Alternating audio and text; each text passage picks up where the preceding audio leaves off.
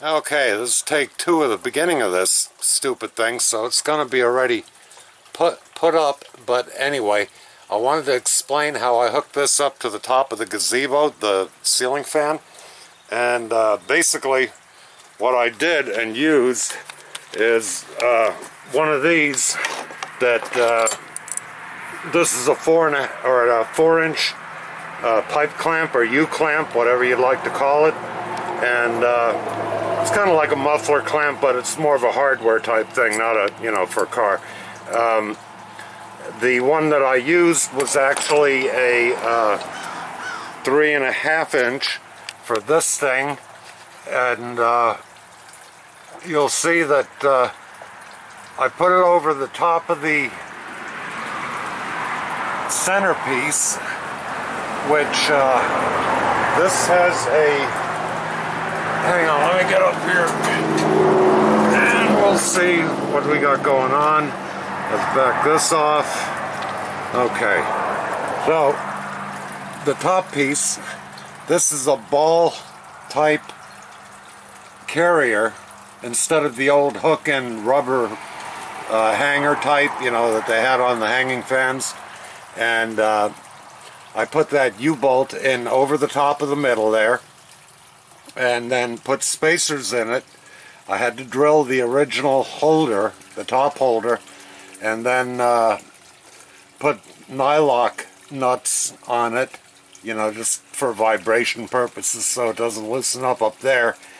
And that is how I attached this. So this may not work on every type of gazebo, but I think most of them kind of have this hookup, and then you can get one of those U-bolts in a different size to fit whatever you're working on. Of course, this needed a longer down rod, this rod here, and I just loosened this because I wanted to show what I've done here, because like I said, the beginning one it got lost, the camera shut down, and I did have to put a hose clamp on there to hold it up so that it would go, because there's, because of the pitch of the roof, you can't attach these screws and get it flush up against that. So and I really didn't want to shim this holder down, because this way it's flat up against that and very sturdy.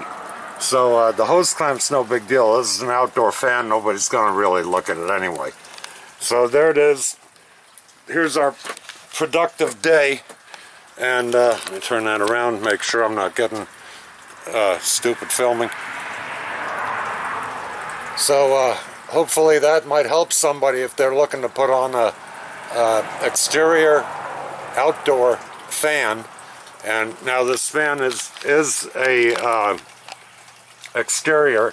It has plastic blades. It's not the wooden ones or whatever that are going to warp and droop.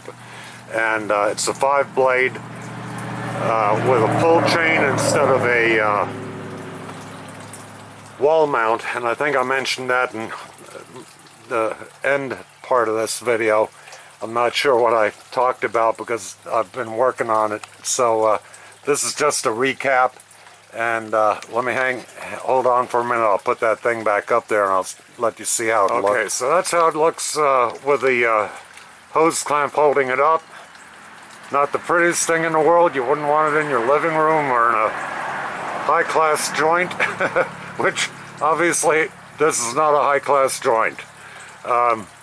It's meant to be functional, and that's just covering up the wiring and the whole thing. And that also makes it easy if I have any type of hurricane coming or anything like that. I can unhook that. I can cut the little wire straps that I put up the electrical connection with, and I can just pull the fan right off. I can take it right down. It wouldn't take more than, I'd say, 3 minutes to take that fan down. Alright, so onward to the install and everything else. And like I said, the 12-inch down rod is the You can get them on eBay. They fit almost every fan that has a down rod. You might have to grind a little off here and there, just no big deal. And other times it just fits, you know, for the pin. So this one here had a 3-inch down rod, which of course a 52-inch fan would have hit the ceiling. So that's it. All right, we'll continue. All right, so my camera's acting funky on me today. Shut off by itself. I was saying, in the middle of saying that the fan is a 52-inch, and that's why I needed the drop down of 12 inches because of the pitch of the roof, and it only came with a 3-inch drop down, which means the blades would have hit, and anything smaller than a 52-inch would be useless out here in this heat. So I've got to find some, there we go. I got to find some nylock nuts. I have a case of them over there to put on there. These were just to spin on real quick to give it a trial shot to see that it'll bolt up okay. Now mind you, that bracket up there, the one that came with the fan, that black one, that had to be drilled for that U-clamp to fit through. I believe that was a 5/16 or no, 3/8 hole, yeah. In either case, we'll be continuing with that, and this will be wired with a plug. It'll just go to that extension cord that's over here on the side, and we'll go with that. So let me find some bolts and or nuts rather, and do that, and then we'll get to putting the rest of this fan together. Here's the motor. I did not get a light kit, and it only came in white, which I'm not really crazy about because white is going to get really dirty out here. I was thinking about painting it black, but then, you know, I don't know. It might be even harder to clean painted black, and it might start peeling because there's a enamel baked on finish, and the blades are plastic. This is an outdoor fan, by the way. Do not get an indoor fan and put it up on a gazebo, especially if you live in Florida. You're really going to have a problem. Oh, by the way, here's the drop down that originally came with the fan. You can see, you know, the difference in length, which this thing here, well, it's probably about 4 to 5 inches, but there's only about 3 inches of actual drop down. So thus this, and you can get them on eBay. Most of these drop downs fit almost every fan. They're all 3/4 inch, I believe. So there we go. That's the start of it.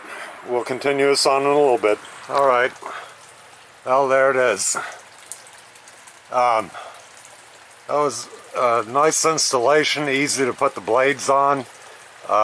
This is a Better Home and Gardens 52-inch 5-blade 3-speed with a pull chain. Now, I wouldn't recommend getting the wall mount control for outdoor or gazebo. That would make wiring a little bit crazier, but you would probably have more speeds. So, as you can see, because of the pitch of the roof up there, that I had to use a hose clamp to kind of hold that escutcheon up at the top there, you know, to cover up the ball hold up and the wiring, and that'll do. I mean, it doesn't shake or anything like that. So the wiring is just a plug-in that goes over here. It's just an extension cord, and I've got a little kill switch over there too, which I used for the radio, which seems to have quit working. But yeah, it's a nice outdoor fan. The high speed isn't very high, but it is very calming and has a pretty good breeze to it. And as you can see, the drop down needed to happen.